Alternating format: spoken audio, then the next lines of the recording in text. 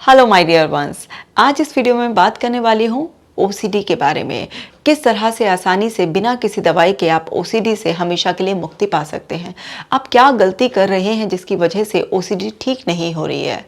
आपको क्या करना चाहिए जिससे बहुत जल्दी आप ओसीडी से बाहर आ जाएंगे। देखिए, ओसीडी आज लोगों में फैलती जा रही है। ये एक तरीके का एंग्जाइटी डिसऑर्डर है और एंग्जाइटी बढ़ रही है, और वो ध्यान न देने की वजह से जब एंग्जाइटी बढ़ जाती है तो ओसीडी में काफ़ी लोगों की कन्वर्ट हो रही है। ओसीडी सफर बहुत ज़्यादा परेशान होता है। मेरे सामने लोग रोते हैं, अपनी परेशानी जब बताते हैं तो कई बार वो इतना ज़्यादा परेशान होते हैं कि मेरी भी अंतरात्मा तक, कहते हैं ना, झंझुड़ जाते हैं पूरी तरीके से कि ये क्या हो रहा है इस पर्सन के साथ। तो ये वीडियो बहुत ही यूज़फुल रहेगा, इसलिए इसको शेयर ज़रूर करना है। ओसीडी की जर्नी को आसान बनाने के लिए आपको ब्रीदिंग एक्सरसाइजेस, आपको मेडिटेशन, अफर्मेशन ज़रूर करने हैं। तो ऐप को डाउनलोड कर लीजिए और अभी से ही एक्सरसाइजेस करना स्टार्ट कर दीजिए। डियर डिप्रेशन लेट्स ब्रेकअप, जो कि एक मास्टरपीस है, ज़रूर पढ़िए और लोगों को भी पढ़ाइए। तो चलिए वीडियो को शुरू करते हैं। देखिए, ये है ओसीडी का साइकिल।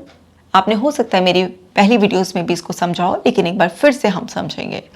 होता क्या है, हमारे दिमाग में ना ऑब्सेशन आ रहा होता है। अब ये ऑब्सेशन कोई मेमोरी है, कोई अर्ज उठ रही है हमारे अंदर, कोई इम्पल्सिव फीलिंग हो रही है हमारे अंदर, कोई इमेज, कोई आइडिया, कोई सेंसेशन, कहीं पर भी, मतलब आपके दिमाग में कोई तस्वीर आ रही है, आपके दिमाग में कोई थॉट आ रहा है, या फिर आपको कहीं पर भी बॉडी में कहीं पर भी कोई सेंसेशन हो रही है, आपको कोई साउंड सुनाए आ रहा है।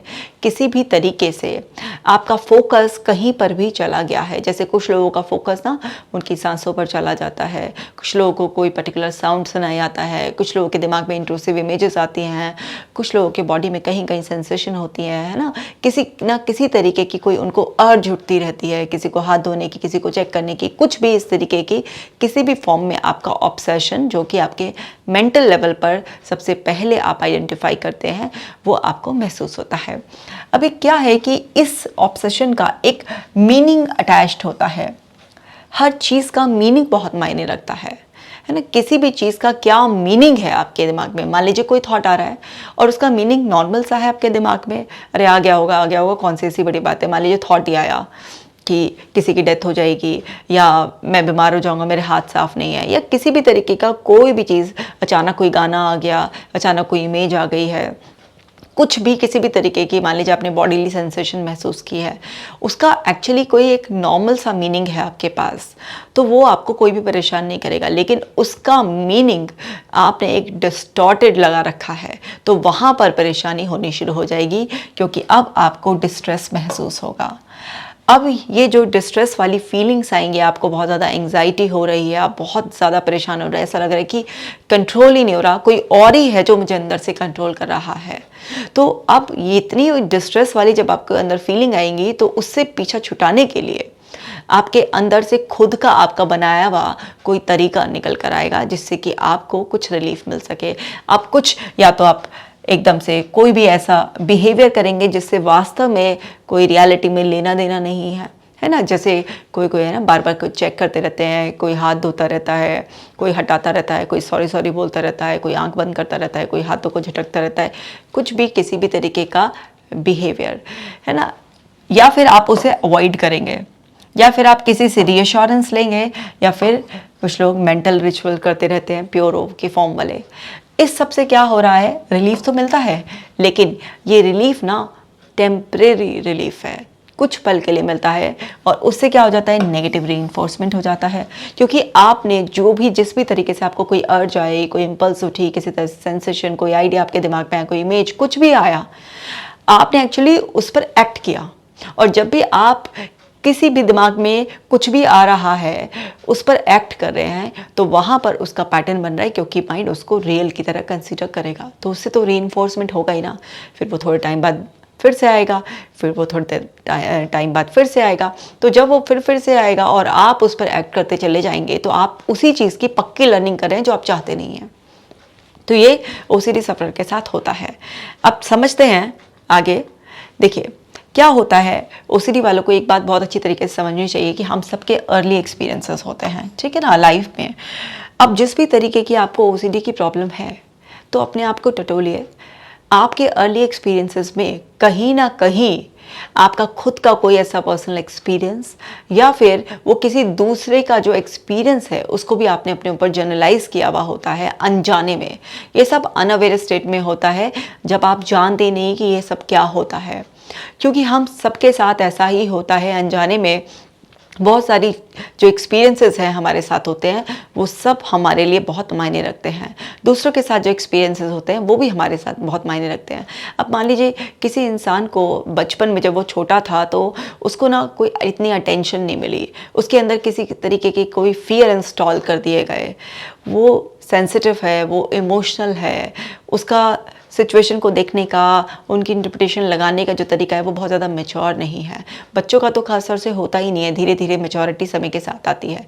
तो आपकी अर्ली एक्सपीरियंसेस लाइफ के कैसे रहे? जैसे कुछ बच्चे हैं अपने घर में सुपरस्टिशियस बिलीफ देखते हैं, है ना। कुछ बच्चे हैं जिनको बहुत ज़्यादा डराया जाता है हर चीज़ के लिए, उनके कुछ ऑलरेडी ऐसे नेगेटिव बिलीफ्स उनके अंदर इंस्टॉल कर दिए जाते हैं, अनसर्टेनिटी बढ़ा दी जाती है। तो आपके अर्ली एक्सपीरियंसेस कैसे रहे वो भी आपको ज़रूर देखना चाहिए ओसीडी की रिकवरी के लिए। इसी तरीके से फिर क्या होता है, अर्ली एक्सपीरियंसेस के बाद हमारा फॉर्मेशन होता है डिसफंक्शनल इन्फॉर्मेशन का।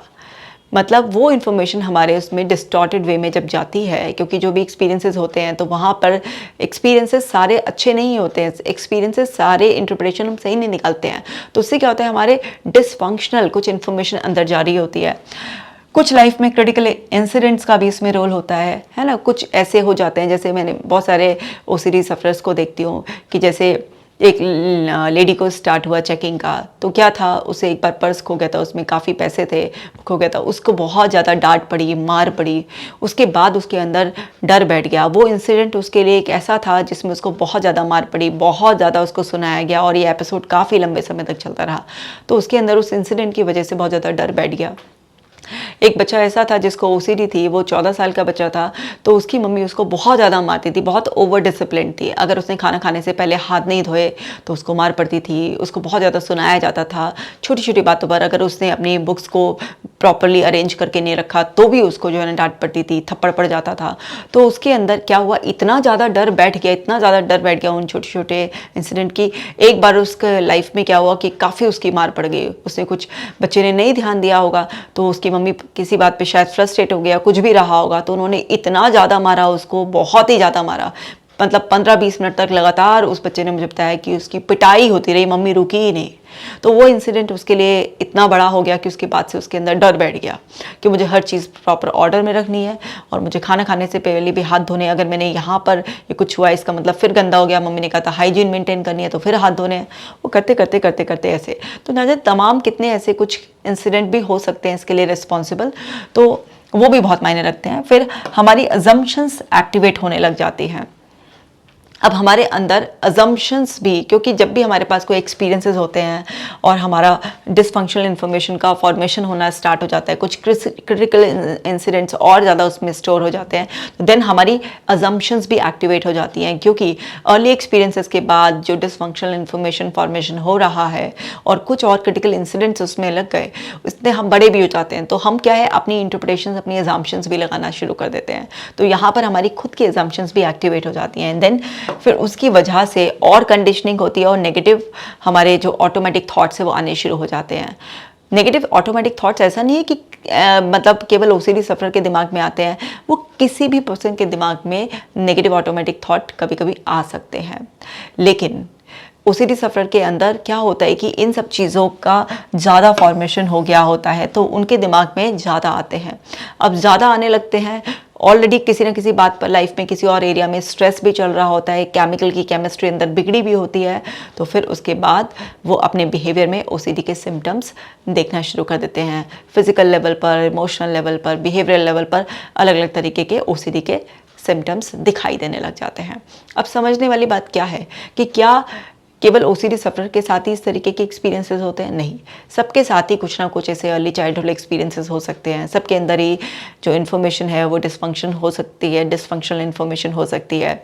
कुछ ना कुछ इंसिडेंट किसी न किसी की लाइफ में ज़रूर होते ही हैं, राइट। सभी लोग कुछ ना कुछ एज्यूम करते ही हैं, सबके दिमाग में नेगेटिव थॉट्स आते ही हैं। ऐसा कोई ब्रेन नहीं है जिसमें कोई भी नेगेटिव थॉट ना आता हो, चाहे वो टेम्परेरी हो, कुछ समय के लिए आए, बट आ जाता है। लेकिन अब क्या होता है इन लोगों के साथ कि ये लोग इतना ज़्यादा परेशान हो जाते हैं, क्या गलतियां कर लेते हैं ये थॉट्स को लेकर जो इतना ज़्यादा परेशान हो जाते हैं। भाई कभी कभी मेरे दिमाग में भी कोई नेगेटिव थॉट आ जाता है। अब इसका मतलब ये तो नहीं है ना कि नेगेटिव थॉट आना है तो बस एकदम मेंटल कंडीशन आपकी ख़राब या आप साइकोलॉजिकली अनफिट है, नहीं। कभी कभी इंट्रूसिव थॉट भी आ जाता है, ठीक है। लेकिन अब उस थॉट को आप किस तरीके से ट्रीट कर रहे हो वो बहुत मायने रखता है। तो अब हम समझेंगे कि एक नॉर्मल ब्रेन में और एक ओसीडी ब्रेन में क्या फ़र्क आ जाता है। मतलब वो जो ओसीडी वाला पर्सन है वो क्या क्या गलतियां कर रहा होता है जिसकी वजह से उसकी ओसीडी और ज़्यादा रीइंफोर्स होती रहती है और वो परेशान होता रहता है और ठीक नहीं हो पाता। तो समझते हैं। देखिए, इंट्रूसिव थॉट्स आर रियल। सबसे पहली गलती जो ओसीडी वाला कर रहा होता है उसको लगता है जो इंट्रूसिव थॉट्स हैं वो रियल हैं। अब वो इंट्रूसिव थॉट्स यहाँ पे सब इंक्लूड कर लीजिए कि जो भी कोई सपोज कीजिए बॉडीली सेंसेशन आ रही है ना, या फिर कोई भी इमेज आ रही है या कोई आइडिया दिमाग में आ रहा है, किसी भी तरीके से कुछ भी जो उसके दिमाग में ऑटोमेटिक आ रहा है, तो मानते ही ये जो थॉट आ रही है ना ये रियल है। मतलब जो ओसीडी बता रहा है वो रियल है। तो आपको समझना है कि ओसीडी सबसे बड़ा झूठा मक्कार जो है ना एक पार्ट है आपके अंदर जो घुस जाता है आपके माइंड में। अभी कोई और नहीं घुसा आपके दिमाग में बाहर से, ये आप ही के अंदर जो मेंटल लेवल पर गड़बड़ी चल रही है क्योंकि आपका जो ब्रेन फिल्टर है वो अच्छी तरीके से काम नहीं कर रहा है, क्योंकि वहाँ पर केमिकल केमिस्ट्री बिगड़ गई है। तो जो फिल्टर हमारे अंदर होता है कि इन सारे ऑटोमेटिक थॉट्स को वो फिल्टर करता रहता है वो भी ठीक से काम नहीं कर रहा है। जैसे ही आप अपनी लाइफ में रिलैक्सेशन को बढ़ाएंगे, जैसे ही आप अपने कॉग्निटिव लेवल को और डेवलप करेंगे, जैसे ही आप अपनी अंडरस्टैंडिंग बेटर करेंगे और थोड़ा पेशेंस रख के हिम्मत के साथ आप जो है ना ओसीडी का सामना करेंगे, तो वैसे ही आपके अंदर की जो डर है वो कम होने लगेगा और जो आपको सिचुएशन को फेस कर कर जो नए एक्सपीरियंसेस आएंगे उससे जो केमिकल्स ट्रिगर होंगे उससे आपका वो ब्रेन फिल्टर जो है वो रिपेयर हो जाएगा। मतलब जो अंदर केमिस्ट्री बिगड़ी हुई है वो रीसेट होने लगेगी। तो जब भी दिमाग में कोई भी थॉट्स आए वो किसी भी तरीके के आ रहे हो, चाहे वो भगवान को लेकर आ रहे हो, फैमिली मेम्बर को लेकर आ रहे हो, कोई क्लीनिंग के आ रहे हो, किसी तरह चेकिंग के आ रहे हो, कोई हार्म के आ रहे हो, किसी भी तरीके के आ रहे हो, मतलब आपको जो है ना उन थॉट्स को बस थॉट्स ही कंसीडर करना है। आपको समझना है कि हर आने वाला थॉट रियल नहीं होता है। जो ओसीडी, जिसको एंग्जाइटी डिसऑर्डर को ऐसे डायग्नोस कर देते हैं ओसीडी, अब उसी को मैं ऐसे बोलूँ कि ओसीडी को मान लीजिए कि वो सबसे बड़ा झूठा है। जो आपका ओसीडी आपको ऑटोमेटिक सजेस्ट कर रहा है, चाहे वो फीलिंग के रूप में, इमेज के रूप में या फिर थॉट्स के रूप में, किसी भी रूप में सजेस्ट कर रहा है, वो एक बहुत बड़ा झूठ है। मतलब ओसीडी जो कह रहा है वो कभी भी सच होगा ही नहीं। दूसरी बात समझते हैं, यहाँ पर वो इस तरीके से सोचते हैं मैं ऐसा सोच रहा हूँ या ये जस्ट ओसीडी है। मतलब थॉट्स में कैसे डिफरेंस करें कि मेरा माइंड जो मुझे सजेस्ट कर रहा है, जैसे किसी के मन में आ रहा है कि भगवान की कोई मूर्ति देखकर मन में उसके इस तरीके का कोई इमेज आई कि उसने ना लात मार दिया उस पर। अब ये उसके दिमाग में आ रहा है तो वहाँ पर कन्फ्यूजन हो रहा है कि ये मेरी थॉट प्रोसेस है, मतलब मैं ऐसा चाह रहा हूँ, या फिर ये जो है ना ओसीडी इस तरीके से मुझे बता रहा है। तो आपको समझना है कि अगर आप कुछ चाहते हैं तो आप उसमें बॉदर्ड कहाँ फील करेंगे। अब इस दुनिया में हर तरीके के लोग हैं, खराब से खराब भी लोग हैं। अब कुछ कोई खराब से खराब इंसान, मान लीजिए कोई इंसान बहुत ज़्यादा खराब है, वो किसी को मारना चाह रहा है, तो वो उसको मारना चाह रहा है तो उसकी चाहे वो जान लेना चाहे या वो किसी भी तरीके से उसकी हड्डी पसली तोड़ना चाहे, कुछ भी ऐसा करना चाहे, अगर वो वास्तव में ऐसा चाह रहा है तो उसे बुरा क्यों लगेगा। ऐसे ख्याल से, ऐसे सोचने से उसे बिल्कुल भी बुरा नहीं लगेगा। लेकिन जो इंसान नहीं चाह रहा, उसके दिमाग में इस तरीके का ख्याल आ रहा है, इसलिए उसको बॉदरेशन हो रही है, इसलिए उसको परेशानी हो रही है। तो आपको समझना है कि जो भी ऑटोमेटिक थॉट आ रहा है, अगर आपको उससे बॉदरेशन फील हो रही है तो वो आपका थॉट कैसे हो सकता है। आपका थॉट नहीं हो सकता वो, क्योंकि गंदे से गंदा थॉट भी, अगर मान लीजिए कोई पर्सन है वो किसी के लिए कुछ ऐसे सेक्सुअल थॉट अपने मन में लेकर आ रहा है, सपोज कीजिए कोई लड़का है वो किसी लड़की को देख के कुछ इस तरीके की फैंटेसी अपने दिमाग में क्रिएट कर रहा है, या लाइक उसके प्राइवेट पार्ट्स की तरफ देख रहा है और अपने मन ही मन में जो है ना वो देख रहा है ऐसा, क्योंकि वो खुद ऐसा इंटेंशनली कर रहा है। तो उसे तो प्लेजर ही आ रहा होगा ना जस्ट इस फैंटेसी से भी, तो वो बॉदर्ड कहाँ होगा। लेकिन अगर कोई ऐसे ही ओसीडी सफर लड़का है, उसके दिमाग में इस तरीके से आ रहा है कि लड़की को देखते ही उसकी जो है ना आइज फिक्स हो जाती हैं उसके प्राइवेट पार्ट्स की तरफ, तो यहाँ पर क्या है, वो उसके साथ ऑटोमेटिक हो रहा है एक परेशानी की वजह से, उसको ऑब्सेशन की वजह से जो है ना उसके दिमाग में इस तरह की कंडीशनिंग हो गई है कि जब भी वो कोई लड़की देखेगा तो उसकी नज़रें सिर्फ कुछ सेकंड के लिए वहाँ पर फिक्स हो जानी है, और वो उससे बॉदर्ड फील कर रहा है। मतलब वो चाहता नहीं है, वो को इंजॉय नहीं कर रहा उस मोमेंट को, जितना भी सेकंड के लिए उसकी आइज़ वहाँ पर फिक्स हो रही हैं, बल्कि वो परेशान हो रहा है, वो बहुत कॉन्शियस हो रहा है बहुत कि कोई देखेगा तो कोई क्या सोचेगा, और वो मतलब हर तरीके से बहुत ज़्यादा परेशानी में है। तो फिर ये उसका खुद का थॉट कैसे हो सकता है? ये उसका थॉट नहीं है। जो हमारे खुद के थॉट होते हैं, जो हम खुद जानबूझकर सोचते हैं किसी भी तरीके से या फीलिंग महसूस करते हैं, तो उससे हम परेशान नहीं होते। तो हमें समझना है कि जिस भी ऑटोमेटिक प्रोसेस हमारे दिमाग में किसी भी रूप में आ रहा है, उससे हम बहुत ज़्यादा परेशान हो रहे हैं, तो वो हमारा थॉट हो ही नहीं सकता। जब हम ऐसा चाहते नहीं, हमारा थॉट है ही नहीं ऐसा, तो हमें उतना गिल्टी फील करने की क्या ज़रूरत है? उसके लिए सॉरी बोलने की या उसके लिए अपने अंदर की जो अनकंफर्टेबल फीलिंग है उसको रिलीज़ करने के लिए किसी भी कंपल्शन की क्या ज़रूरत है? तो आप इस कन्फ्यूजन को इस तरीके से भी मिटा सकते हैं। लेकिन इस उधेड़बुन में लगे रहेंगे, मैंने ऐसा सोचा या ये ओसीडी है, मैंने ऐसा सोचा या ओसीडी है, इसी उसमें अगर एंगेज रहेंगे तो ठीक कब करेंगे? बस अभी अपने दिमाग में इस बात को बिठा लीजिए कि जिस भी ऑटोमेटिक आने वाले सजेशन से, चाहे वो किसी भी रूप में आपके दिमाग में आपका सजेशन आ रहा है, चाहे वो इमेज है, कोई फीलिंग है या कोई वर्डिंग है, किसी भी उसमें, और आप उससे अनकंफर्टेबल हो रहे हैं, तो वो आपका थॉट है ही नहीं। और जब आप ऐसा सोच ही नहीं रहे हैं, आप ऐसा कुछ चाहते ही नहीं है, तो आपको गिल्टी फील करने की कोई ज़रूरत नहीं है। इसी तरह से एक और परेशानी होती है उनको, मैं फीलिंग्स को कंट्रोल नहीं कर सकता। लोग अक्सर मुझसे कहते हैं नहीं होती कंट्रोल, बिल्कुल आउट ऑफ कंट्रोल हो जाता है, रोक ही नहीं पाती हूँ मैं अपने आप को, मतलब ऐसा लग रहा है कि कोई मुझे फोर्स कर रहा है, कर कर कर कर कर ये। तो फीलिंग के बारे में ये समझिए कि फीलिंग ना सब टेम्परेरी होती हैं। फीलिंग की जो एज होती है वो बहुत छोटी होती है। हाँ, अभी आपको बहुत ज़्यादा पैनिक हो रहा है, आपको बहुत ज़्यादा एंग्जाइटी हो रही है, ऐसा लग रहा है आप कंट्रोल नहीं कर पा रहे हैं, लेकिन ऐसा आपको लग रहा है, ये रियलिटी नहीं है, क्योंकि आप कोशिश नहीं कर रहे हैं। आप सोच रहे हैं कि अगर मैंने अभी ये सब नहीं किया है इस फीलिंग को रिलीज़ करने के लिए, कंपल्शन, तो पता नहीं क्या हो जाएगा। आपके मन में वो डर है, वो डर लगातार अंदर से वो फीलिंग को बढ़ा रहा है। आपको ये समझना है कि ओसीडी एक बहुत बड़ा झूठ है। ओसीडी जो भी जिस भी फॉर्म में आपसे जो भी करवा रहा है, सजेस्ट कर रहा है, वो सब एक नंबर का बकवास है। और आपकी ये जो फीलिंग है, कोई भी फीलिंग परमानेंट नहीं होती है। फीलिंग की तो नेचर में ही चेंज होना होता है। तो अब वो फीलिंग जो आपको बहुत ज़्यादा भी ऐसे अनकंफर्टेबल कर रही है, आपको लग रहा है कि नहीं, मैं नहीं बर्दाश्त कर पा रहा हूँ, इसके बारे में अपना थॉट प्रोसेस चेंज कीजिए। आप अपने दिमाग में बिठाइए कि फीलिंग्स टेम्परेरी होती हैं और फीलिंग्स बहुत जल्दी चेंज हो जाती है। कोई भी मुश्किल से मुश्किल पैनिक वाली फीलिंग भी 20 से 30 मिनट के अंदर अंदर आपको पीछा छोड़ देगी, आपका वो चली जाएगी। अब जिस टाइम आपको वो बहुत ज़्यादा एंग्जाइटी हो रही होती है, पीक पर होती है आपकी एंग्जाइटी, उस वक्त आपको लगता है कि ये बहुत मुश्किल है। लेकिन क्या आपको प्रयास केवल उसी वक्त करना है? नहीं, आपको इन जनरल प्रयास करना है। आपको अपने अंदर रिलैक्सेशन की फीलिंग्स को बहुत ज़्यादा बढ़ाना है। तो इन जनरल आपको रिलैक्सेशन एक्टिविटीज़ करनी होती है, चाहे आप वो कोई एक्टिविटीज़ ब्रीदिंग एक्सरसाइज के रूप में करें, या फिर जो भी आपको कुछ स्पोर्ट्स पसंद है, या किसी भी तरीके का कोई आपको आर्ट करना पसंद है, कोई म्यूज़िक से आपको जुड़ना पसंद है, मतलब जो भी चीज़ आपको रिलैक्सेशन वाली फीलिंग्स देती है, वो भी केवल हेल्दी वेज रिलैक्स फील करने के। ये नहीं कि अनहेल्दी वेज आप ले लें कि आपने बस एक पैक लिया और उसके बाद जो है ना आपको लगा रहे बस अब सही है, मेरे अंदर की फीलिंग्स जो है ना मैंने भूल गया कुछ टाइम के लिए। नहीं, आपको हेल्दी वेज जो है ना अपनाने हैं उस रिलैक्सेशन के लेवल को अपने अंदर बढ़ाने के लिए।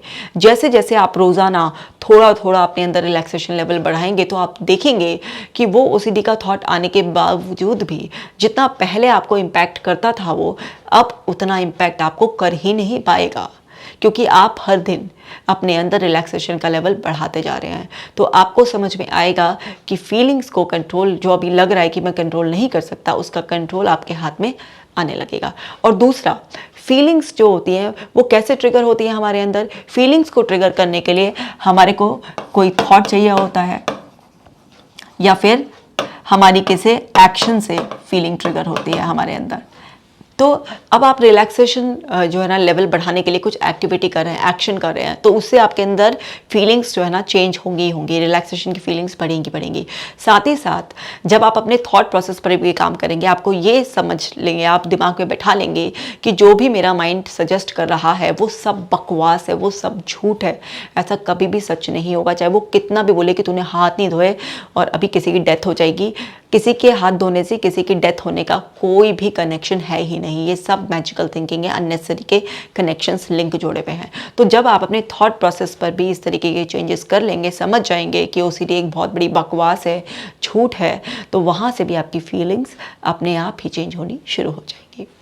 और क्या गलती हो रही होती है, अवॉइड करना या कंपल्शन करना। ऐसा लगता है कि वही हेल्प करेगा, कि मैंने अगर ये कंपल्शन कर दिया तो इसी से मेरी ये फीलिंग्स सारी रिलीज हो गई, अभी मेरे को थोड़ी देर का ही है लेकिन चैन मिल गया।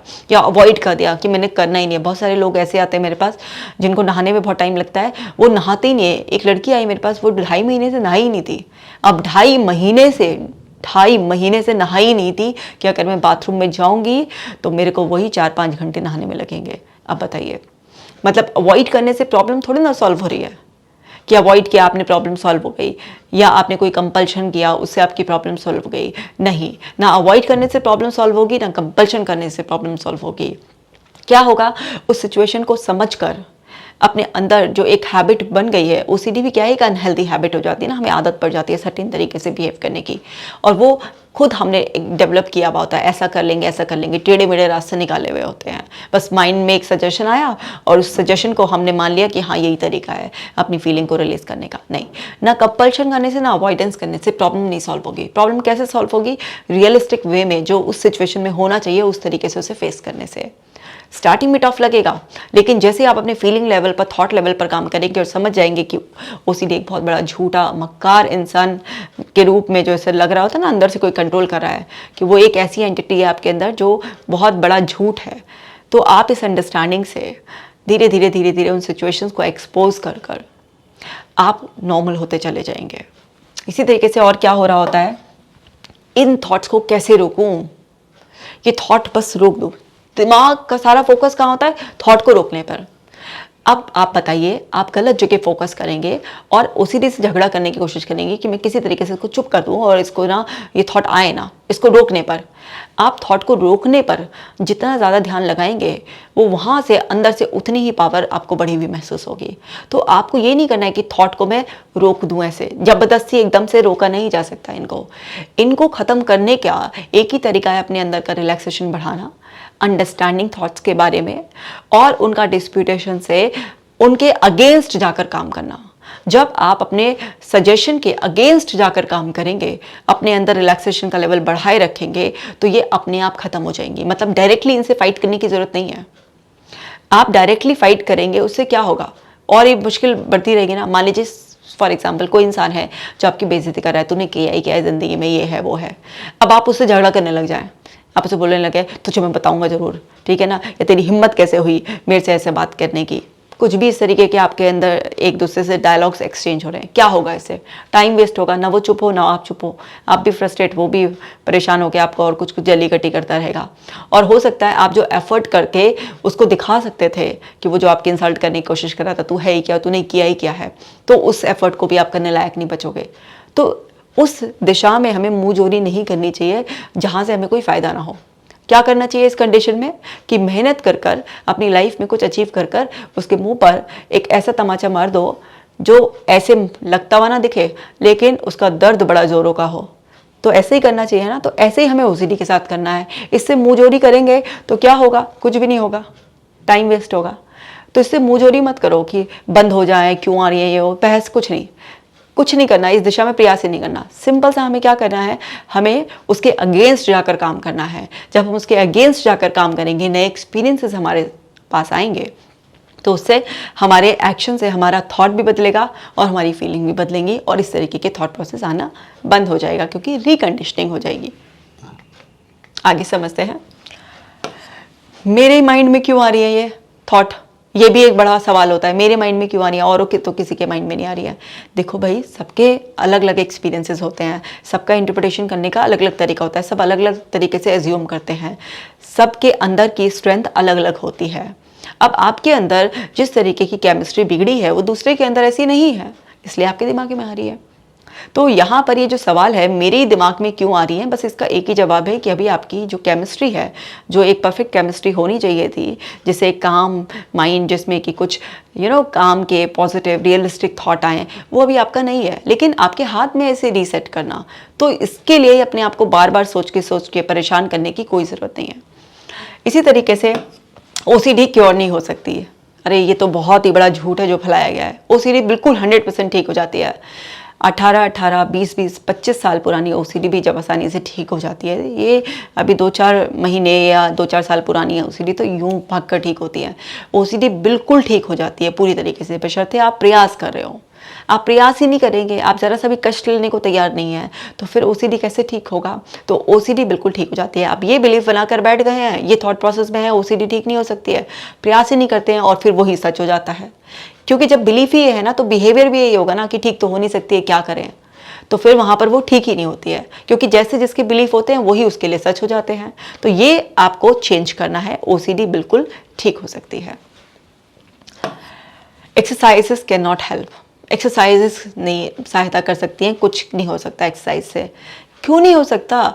ओसीडी में सबसे बड़ी आपकी फीलिंग ही तो आपको पुश कर रही है ना किसी भी काम को करने के लिए, और उसको चेंज करने के लिए एक्सरसाइजेस से बेस्ट क्या है। अगर आप एक्सरसाइजेस नहीं करेंगे, अपने आप के अंदर रिलैक्सेशन का लेवल नहीं बढ़ाएंगे, तो आपके लिए ओसीडी को ठीक करना वास्तव में मुश्किल हो जाएगा। लेकिन एक्सरसाइज ही एक ऐसा तरीका है जिससे आप अपने मन को काबू में कर सकते हैं। मैंने पहले भी एक वीडियो में बताया था कि मन पर काबू करने के लिए जितने भी आप योगीज को देखेंगे, वो उन्होंने हमेशा ब्रीदिंग एक्सरसाइजेस, मेडिटेशन का सहारा लिया है। क्योंकि मन पर काबू करने के लिए, मन को बांधने के लिए जो सांसों की क्रिया है, जो ध्यान प्रक्रिया है। अब ये कहेंगे ओसीडी वालों को तो ध्यान ही नहीं लगता है, दिमाग में कुछ चलता रहता है। ठीक है, तो ज़रूरी थोड़ा ना साइलेंस में बैठना, गाइडेड जो कमेंट्री होती है उसको सुनिए, किसी एक बिंदु पर फोकस कीजिए, ध्यान इधर उधर जाए तो दोबारा लेकर आएंगे। शुरुआत में मुश्किल होगा लेकिन धीरे धीरे सब ठीक हो जाएगा। गाइडेड ब्रीदिंग एक्सरसाइजेस कर सकते हैं। तो जब आप करेंगे कुछ टाइम तक, 15-20 दिन, महीना भर पेशेंस रख के करेंगे, तो धीरे धीरे ये सब चीज़ें आपके लिए होने लगेंगी और आपको उसके फ़ायदे नज़र आने लगेंगे। जैसे ही लोग ब्रीदिंग एक्सरसाइज, मेडिटेशन करना शुरू करते हैं, उनके थॉट्स आने कम हो जाते हैं। उनके अंदर थॉट्स अगर आते भी हैं तो जितना वो पहले उससे घबराते थे, वो सब घबराहट वगैरह उनकी बहुत कम हो जाती है और धीरे धीरे वो बिल्कुल ठीक हो जाते हैं। इसी तरीके से ये बहुत रिस्की है ओसीडी को अवॉइड करना। अरे भाई क्यों रिस्की है ओसीडी को अवॉइड करना? वो फिजूल की बकवास आपको कुछ भी बता रहा है और आप उस पर एक्ट कर रहे हैं। देखो ना, आपको समझना है कि आपको ओसीडी से तब तक डरना था जब तक आपको पता नहीं थी उसकी सच्चाई। अब मान लीजिए, सपोज कीजिए अभी मैं यहाँ पर हूँ, कोई आया और मेरे कान पर यहाँ पर गन रख दे, तो ऑफ कोर्स मैं डर जाऊँगी, कांप जाऊँगी, है ना। मेरे को बिल्कुल कहते हैं दिन में तारे नजर आ जाएंगे और मुझे ऐसा लगेगा अब गई और अब गई बिल्कुल। लेकिन वहीं पर कोई भागता भागता आया और मेरे को बताए कि मैम डरना मत, इससे नकली है नकली, तो क्या करूँगी मैं? सबसे पहले उसके लगाऊंगी एक उल्टे हाथ का खींच के चांटा, और उसको पकड़ के ना और 10-20 चांटे लगाऊंगी, उसको पकड़ के ना पीटूंगी खूब ज़्यादा। क्यों? क्योंकि अब पता चल गया नकली है, डर खत्म हो गया। अभी तो कांप रही थी बिल्कुल पूरी तरीके से, है ना, दिन में तारे नजर आ रहे थे कि अब गई और अब गई, और फिर एकदम से क्या हो जाएगा, पता चलता ही कि नकली है, तो फिर वो फेस करने की ताकत बढ़ जाएगी। तो अब आपको पता चल गया है ना कि नकली है, ये बकवास कर रहा है, वाहियात बातें बता रहा है, उल्टी सीधी चीज़ें हैं, ऐसा कुछ नहीं है रियल में, ये आपके थॉट्स नहीं है, ये आ रहे हैं, कुछ गड़बड़ी हो गई है अंदर, उसकी वजह से ऐसा आ रहा है। तो फिर आपको क्या करना है, उसको भर भर के अवॉइड करो, खूब इग्नोर करो, इतना इग्नोर करो, इतना जलील कर दो उसको इग्नोर कर करके कि भागी जाए। तो इसलिए रिलैक्स, ये कोई रिस्की विस्की नहीं है। आप कर कर तो देखो, जरा सा रिस्क लेकर देखो, पता चल जाएगा जो बकवास झूठी कर रहा था वो कुछ नहीं है, फिर अपनी बकवास चेंज कर देगा। तो ये तो क्या है, बेपेंदी का लोटा है, कभी कुछ कभी कुछ कभी कुछ कभी कुछ सजेस्ट करता रहता है। तो इसकी बातों पर ध्यान नहीं देना है, हमें रिलैक्स रहना है। और क्या करते हैं, ये ना केमिकल इम्बैलेंस की वजह से, अब केमिकल इम्बैलेंस की वजह से तो क्या करें भाई, जो है ना केमिकल इम्बैलेंस है तो फिर गोलियां खानी पड़ेंगी। नहीं भाई, केमिकल इम्बैलेंस को बिना दवाइयों के भी रीसेट किया जा सकता है। केमिकल इम्बैलेंस हो गया है, उसके पीछे आपकी साइकोलॉजी का बहुत बड़ा रोल है, लाइफ के एक्सपीरियंसेस का बड़ा रोल है, थॉट प्रोसेस का, क्योंकि जो हम थॉट अपने दिमाग में रखते हैं उसी से तो केमिकल ट्रिगर होते हैं ना। अभी मैं भर भर के नेगेटिव सोचूं तो स्ट्रेस हार्मोन्स रिलीज होने लग जाएंगे, अच्छा सोचूं तो पॉजिटिव जो जितने भी हैप्पी हार्मोन्स हैं वो रिलीज होंगे। मैं अगर अच्छी पॉजिटिव एक्टिविटीज़ करूंगी तो हैप्पी हार्मोन्स ट्रिगर होंगे, अगर मैं गलत एक्टिविटीज़ करूंगी तो स्ट्रेस हार्मोन्स रिलीज होंगे। तो केमिकल इम्बैलेंस भी है तो भी क्या हुआ, रीसेट हो जाएगा। चलिए आगे समझते हैं।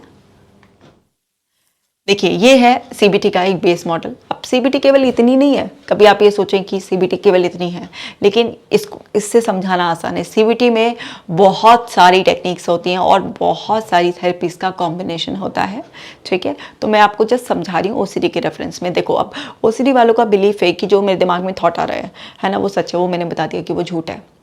अभी जो है ना ओसीडी वालों को लग रहा है कि वो ठीक नहीं हो सकते हैं, ये भी गलत है। उनको लग रहा है केमिकल इम्बैलेंस है, ऐसे थॉट प्रोसेस पर काम करने से, एक्टिविटीज़ करने से कैसे ठीक होगा, ये भी मैंने आपको समझा दिया। मैंने आपको तमाम बातें समझा दी हैं, ठीक है। कन्फ्यूजन भी मिटा दिया है कि मैं सोच रहा हूँ या ओसीडी का थॉट है, इस तरीके से मेरे दिमाग में क्यों आ रहा है, उसे रोकने की जद्दोजहद नहीं करनी है आपको ज़रा पेशेंस से, समझदारी से काम लेना है। तो क्या करेंगे हम ये समझेंगे कि हम जो भी सोचते हैं वो हमारे एक्शन और फीलिंग्स को अफेक्ट करता है। हम जो भी फील करते हैं वो किसको अफेक्ट करता है, हमारे थॉट प्रोसेस को और हमारे एक्शंस को। हम जो भी एक्ट करते हैं वो किसको अफेक्ट करता है, हमारे थॉट प्रोसेस को, हमारी फीलिंग को।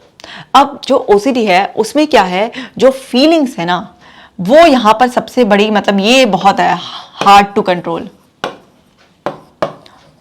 ये है।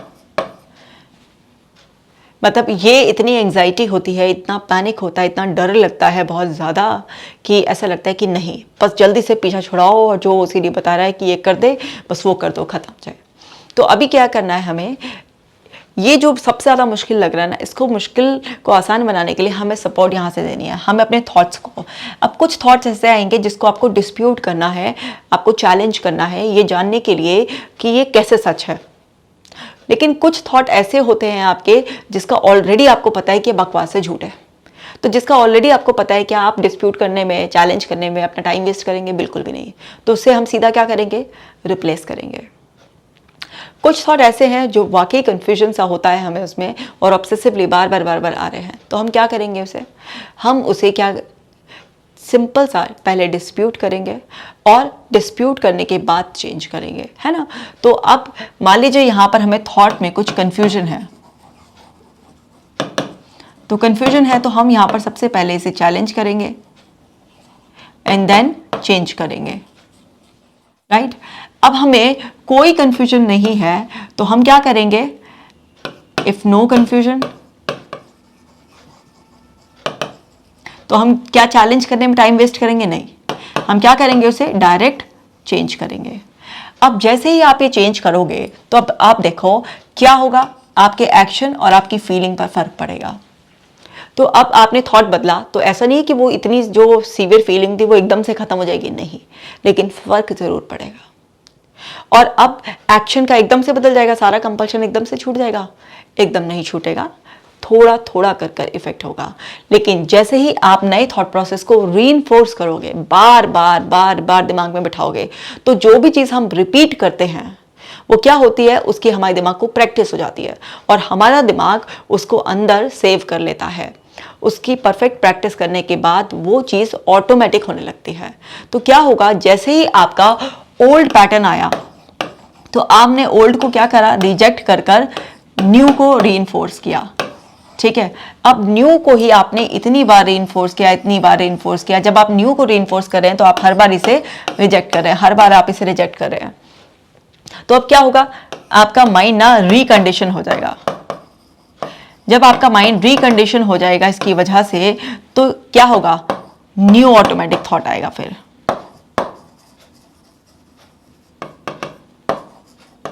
और जब ये थॉट रीइंफोर्समेंट की वजह से स्ट्रांग हो जाएगा तो इसका इम्पैक्ट फीलिंग्स पर बहुत ज़्यादा पड़ेगा और एक्शंस चेंज करने की हिम्मत आपके अंदर आ जाएगी। तो इसलिए आपको थॉट पर काम करना बहुत ज़्यादा ज़रूरी होता है। अब ओसीडी में आपको 98% के करीब थॉट्स बिल्कुल पहले से ही पता होते हैं, ये सब बकवास है। ओनली 2% थॉट प्रोसेस ऐसा होता है जिसमें आपको थोड़ा बहुत कुछ कन्फ्यूजन, कोई डिस्प्यूटेशन की ज़रूरत, जैसे कि लोगों को ना इस तरीके से कि बड़ी बीमारी की वाली हो जाती है कि मेरे को हार्ट अटैक ना हो जाए, मुझे HIV ना हो जाए, है ना, वो ऑब्सेसिव वे में उनके दिमाग में आते रहते हैं। तो इस तरीके की कि अगर मुझे हार्ट अटैक हो गया तो इस तरीके के थॉट को आपको डिस्प्यूट करना पड़ जाता है कि भाई क्या पॉसिबिलिटीज़ हैं, क्या संभावनाएं, क्या एविडेंसेस हैं जिसके आधार पर आपको ऐसा लग रहा है कि आपको हार्ट अटैक आ जाएगा। तो ये वाला थॉट कैसा हो गया नेचर में, जिसको आपको डिस्प्यूट करना पड़ेगा। लेकिन अब आपको कोई सेक्सुअल थॉट आ रहा है भगवान के लिए, या आपको लग रहा है कि आपने भगवान की मूर्ति को तोड़ दिया है, अब ये तो पहले से ही आपको क्लियर है ना कि ना आप ऐसा करना चाहते हैं, ना आपने ऐसा कभी किया है, और ना ही ज़िंदगी में कभी ऐसा आप करने का ख्याल भी ला सकते हैं, करना तो बहुत दूर की बात है। तो अब इसको चैलेंज करने का कोई फ़ायदा है? कुछ भी नहीं है। आपको पहले से ही पता है कि क्या रियलिटी है, तो पता होता है रियलिटी क्या है, लेकिन फिर भी उससे डरे जा रहे हैं, सॉरी बोल रहे हैं, भगवान कुछ बुरा ना करते हैं, श्राप ना देते हैं, मेरी कृपा ना छीन ले, तो उसकी वजह से गिल्ट महसूस कर रहे हैं। तो ये सब चीज़ें क्या है, ये चैलेंज करने वाली नहीं है, सिर्फ और सिर्फ जो है ना आपको इनको फेस करना है। चेंज करिए थॉट प्रोसेस और फेस कीजिए।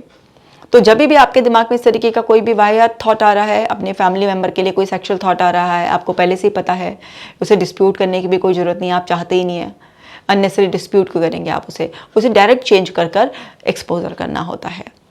लेकिन जिस तरीके के मैंने आपको बताया कि आप जब यहाँ पर इस तरीके की फ्यूचर को लेकर अजम्पशन कर रहे हैं, अभी बीमारी है नहीं लेकिन आपको लग रहा है कि कहीं ऐसा ना हो जाए, कहीं कुत्ता ना काट ले, रेबीज़ ना हो जाए, कुछ भी इस तरीके की चीज़ें आपको आगे के लिए आ रही है, तो आप उस चीज़ के लिए डिस्प्यूटेशन कर सकते हैं कि इसकी क्या पॉसिबिलिटीज़ हैं, किस एविडेंसेस के आधार पर आपको ऐसा लग रहा है, हो रहा है। ठीक है, तो वहाँ पर हम जब इस तरीके से अपने थॉट को चेंज करेंगे तो हमारे इमोशंस और बिहेवियर चेंज होंगे। साथ के साथ हम अपने बिहेवियर को चेंज करेंगे। हम सबसे पहले क्या है, अपना एक रूटीन बनाएंगे भाई, ठीक है ना। OCD वालों का कोई रूटीन नहीं होता है। शुरुआत में रूटीन बनाकर फॉलो करना आपके लिए मुश्किल होगा, लेकिन जब आप रूटीन बनाएंगे तो ही आप एक्चुअली एक डिसिप्लिन अपनी लाइफ में लेकर आएंगे, है ना। साथ के साथ खाली दिमाग शैतान का दिमाग होता है, तो भाई अपना एक गोल बनाइए। आप जैसे ही अपना एक छोटा सा गोल बनाएंगे और उस गोल के लिए प्रयास करना शुरू करेंगे, तो आप एक्चुअली अपने माइंड को एंगेजमेंट एक प्रोडक्टिव जगह दे देंगे। और जब आपका दिमाग किसी अच्छे काम में लगा रहेगा तो वहाँ पर वो नए नए पैटर्न्स जब उसके अंदर जाएंगे, नई इन्फॉर्मेशन अंदर जाएगी, तो पुरानी यूज़ होनी कम हो जाएगी। और खाली दिमाग ही शैतान का दिमाग होता है। जो लगा हुआ कहीं पर किसी लक्ष्य पर दिमाग होता है, वो कभी शैतान का दिमाग नहीं होता। उसके अंदर तो क्रिएशन की पावर आ जाती है, सृजनता की क्षमता आ जाती है। कहते हैं ना, उसके अंदर से शैतान निकल जाता है और भगवान प्रवेश कर जाते हैं। तो आप जो है ना कोई भी अपना गोल सेट ज़रूर करेंगे। तो जब आप अपना रूटीन बनाएंगे, अपना गोल सेट करेंगे, तो इस तरीके की पॉजिटिव एक्टिविटीज़ से आप देखेंगे, आपके लिए मुश्किल भी हो तब भी आप सोशलाइजिंग करेंगे तो आप थोड़ा सा सोशल हो जाएंगे, ठीक है ना। आप अपनी फैमिली मेम्बर्स के साथ टाइम स्पेंड करेंगे, आप कोई फन एक्टिविटी करेंगे। तो जब आप इस तरीके की कुछ भी पॉजिटिव चेंजेस अपनी लाइफ में करेंगे, तो वो पॉजिटिव एक्टिविटीज़ करने की वजह से, अपना बिहेवियर चेंज करने की वजह से क्या होगा, आपका थॉट प्रोसेस भी चेंज होना लग जाएगा, आपकी फीलिंग्स भी चेंज होने लग जाएंगी। साथ के साथ ये जो इमोशंस हैं जिनकी वजह से आप ज़्यादा परेशान हैं, इनको सेटल करने के लिए थॉट का कर लिया, एक्टिविटीज़ का कर लिया, और इनको करने के लिए भाई एक्सरसाइजेस करो। शुरुआत में मन नहीं लगेगा, बिल्कुल भी नहीं। आपका OCD आपको एक्सरसाइज करते वक्त भी बहुत तंग करने की कोशिश करेगा, लेकिन आप भी बहुत बड़े ढीठ हो, आपको ढीठ बन जाना होगा, है ना, कि अगर मुझे करना है तो करना ही है, करना है तो करना ही है। बार बार आए इग्नोर मारो, बार बार आए इग्नोर मारो, इग्नोर मारो, इग्नोर मारो, इग्नोर मारो। क्योंकि अगर आप इग्नोर नहीं मारोगे, आप उधेड़-बुन में लग जाओगे, तो क्या होगा, आपका टाइम खराब होगा। अब जैसे सपोज कीजिए मैं अपने घर के दरवाजे पर खड़ी हूँ, अब मैंने वहाँ से कुछ लोगों को आते जाते देखा, तो हो सकता है कोई, किसी को मैं जानती हूँ पहले से, हो सकता है किसी को अनजान हो कोई। अब मैंने जानकार को आवाज़ लगाई या मैंने अनजान को आवाज़ लगाई, तो मैं जिसको भी आवाज़ लगाऊंगी तो वो क्या है, कुछ पल के लिए रुकेगा ही। अब चाहे मैं जानकार या अनजाने किसी को भी रोक रही हूँ, क्योंकि वो कुछ पल के लिए रुक ही जाएगा मेरे आवाज़ लगाने से। दोनों ही केस में मेरा टाइम तो लग जाएगा ना, वहाँ से एक जुड़ाव बन जाएगा।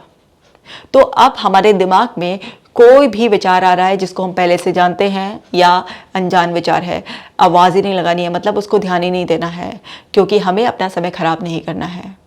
तो हमें ये समझना है कि हमें कब किसी को रोकना है और कब किसी को पास होने देना है। जैसे मैं एग्जांपल दे रही थी ना कि मैं अपने गेट के दरवाजे पर खड़ी हूँ, तो अब मान लीजिए मैंने ऐसे ही किसी को आवाज़ मार दी, अब वो रुक गया, अब वो रुक कर कितनी देर मेरा टाइम खराब करेगा ये तो मुझे नहीं पता ना। अब मैंने तो एवं ही मार दी थी आवाज़। तो हमें समझना है, इतना विजडम हमें रखना पड़ेगा कि अगर हमारे पास समय है, हमारी ज़रूरत है, तभी हम किसी को रोकें। तो बिल्कुल इसी तरीके से हम भी अपने दिमाग में किसी भी विचार को तभी तवज्जो दें, तभी जो है ना उसको कुछ उलझने की कोशिश करें जब उसे सुलझाने का वास्तव में हमें टाइम हो और हमें ज़रूरत हो। अदरवाइज़ दिमाग से इतने सारे विचार आते जाते रहते हैं, आने जाने दो उनको, ऑब्जर्वर की तरह बस देखो, क्योंकि दिमाग में जितने विचार हर दिन आते हैं अगर उनसे उलझने की कोशिश करोगे तो पागल हो जाएंगे, परेशान हो जाएंगे, बहुत बुरा हाल हो जाएगा। नहीं, आने जाने दो, है ना। विचार आते हैं, उन्हें अटेंशन ना मिले तो वो चले जाते हैं। बेहतरीन आइडिया भी होते हैं ना कि आएंगे और आपने उसको किसी भी तरीके से कहीं नोट नहीं किया या उसको इंपॉर्टेंस नहीं दी तो निकल जाता है, थोड़ी देर बाद याद करते हो अरे और क्या बढ़िया आइडिया था, क्या था क्या था क्या था। तो इसी तरीके से खराब विचार भी निकल जाएंगे। लेकिन खराब विचार क्यों टिकते हैं, क्यों बार बार आते हैं? फौरन अटेंशन दे देते हो, फौरन अलर्ट हो जाते हो, अरे इग्नोर मारो, भर भर के इग्नोर मारो। जितना ज़्यादा इग्नोर मारोगे उतना ज़्यादा अच्छा रहेगा, आराम से। क्योंकि दिमाग तो क्या है ना कि मतलब ये तो एक्चुअली सड़क की तरह है। अब सड़क पे कहते हैं ना, सड़क किसी के पिताजी की थोड़ी ना है, कोई भी आ जा सकता है ना। तो इसी तरीके से दिमाग में इतनी सारी इन्फॉर्मेशन जाती है। आप सड़क पे चलते हुए कुछ भी देख रहे हैं, सुन रहे हैं, कहीं मैगजीन में कुछ पढ़ लिया, कहीं किसी किताब में कुछ पढ़ लिया, कोई सीरियल में कुछ देख लिया, वेब सीरीज़ में कुछ आ गया, किसी से बात कर रहे हैं, कभी लाइक बस में जा रहे हैं, ट्रेन में जा रहे हैं, कहाँ कहाँ से इन्फॉर्मेशन का सोर्स आता है, पता नहीं क्या क्या क्या क्या इन्फॉर्मेशन अंदर जाती है। चाहे हम चाहते हो या ना चाहते हो, ओवरलोडेड रहते हैं। सोशल मीडिया सबसे बड़ा सोर्स है, उल्टी सीधी ऊट पटांग हर चीज़ जाने का, न्यूज़पेपर, हर तरीके से इतने सारे तमाम सोर्सेज हैं जिससे इन्फॉर्मेशन ओवरलोडेड है। तो अब इतनी सारी इन्फॉर्मेशन है तो कहीं ना कहीं से कोई ना कोई इंट्रूसिव थॉट या कुछ भी इस तरीके की बकवास दिमाग में आ जाती है। एक्ट करना शुरू करते हो तो फिर वो बार बार आता है और धीरे धीरे कई बार ऐसे हमारे एक्शन लेने से भी हैबिट बनकर भी ओसीडी हो जाती है। तो कहने का मतलब ये है कि दिमाग में किसी विचार को आने से रोक नहीं सकते, लेकिन उसके लिए दरवाजे हमेशा के लिए बंद करने हैं या उसको बार बार इनवाइट करना है, ये कंट्रोल तो हमारे हाथ में है। तो उम्मीद कर रही हूँ मैं कि आपको काफ़ी कुछ समझ में आ गया होगा और ये सारे चेंजेस करके आप अपनी ओसीडी को जल्दी से ठीक करेंगे। दिमाग में एक रट्टा मार लीजिए, बिना किसी दवाई के भी ओसीडी से ठीक होना बहुत ही आसान है। मुझे कमेंट कर बताइएगा कि वीडियो आपको कैसा लगा और आप किस किस टॉपिक पर वीडियो चाहते हैं वो भी लिख दीजिएगा। मैं जल्द से जल्दी वो वीडियो बनाकर आपके साथ फिर से मिलूंगी। मैं मिलूंगी आपसे नेक्स्ट वीडियो में, तब तक आप अपना खास ख्याल रखिएगा।